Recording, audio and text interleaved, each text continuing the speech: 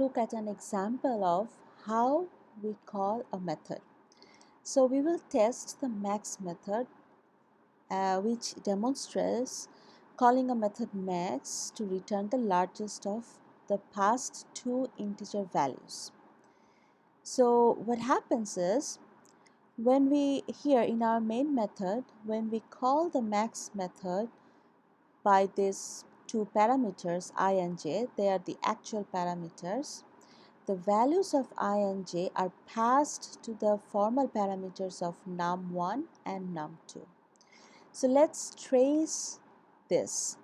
So inside the main method, the first statement int I equal 5 actually declares a variable I and assign the value 5 into I.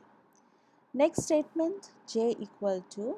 So 2 is assigned to a variable j. Next, we call the max method.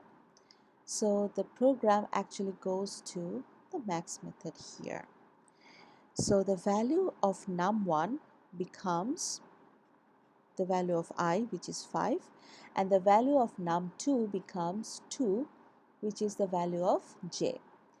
Then we declare a variable result, and then we compare the value of num1 and num2. Here num1 is 5 and num2 is 2. So 5 greater than 2, this is true. So the value of num1 or 5 is assigned to result. And afterwards we come here where we need to return the value of result, which is 5. So when we have this statement, the value of result will actually be returned to the calling statement. That means it will come here, and the result 5 will be assigned into the variable k. And finally, this line will be printed. The maximum between 5 and 2 is 5. We need to be very careful about the return type. If we declare a return type, our code definitely or must be returning a value of that type. So if you look closely into this code, if n greater than 0, return 1, else if n equals 0, return 0, else if n less than 0, return -1. So as a human, we understand that being a numerical value, no numerical value can be anything other than these ranges. That means any numerical value is either 0 or positive or negative. It cannot be anything other than this. So we as a human know that there are no possibility that the final if statement will be false. But in the computer, we need to have a specific rule, and the syntax rule is, if there is an if statement, there must be a possibility that that if statement can be false.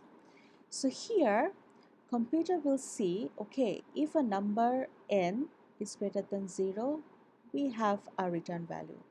If not, then we will go here and check if that number is equals 0, still we have a return. If it is false, we have another if here. So if this statement is true, we have a return. But if this statement, the final statement, is false, we have no return, and that is an error case, and Java will have this as an error. So what we can do is, in order to solve this, so if we have in an if else if condition, if we have checked all possible conditions, then the last one we need to just put as an else. Okay, so the solution to this problem is not to check the last if condition, rather just put it as an else. Okay, so now If the first one is false, it will go to the second one. If the second one is false, it will just go here. Okay, in this way it ensures that there is always a return type matching with the return value matching with the return type declared here. And then finally we need to have we can see that we can reuse methods from other classes as well. For example, if we have a class named test max where we have the max method, and in our class we want to use that max method, we can simply write the class name, then a dot, and then the method name. And this is how we can reuse methods from other classes as well.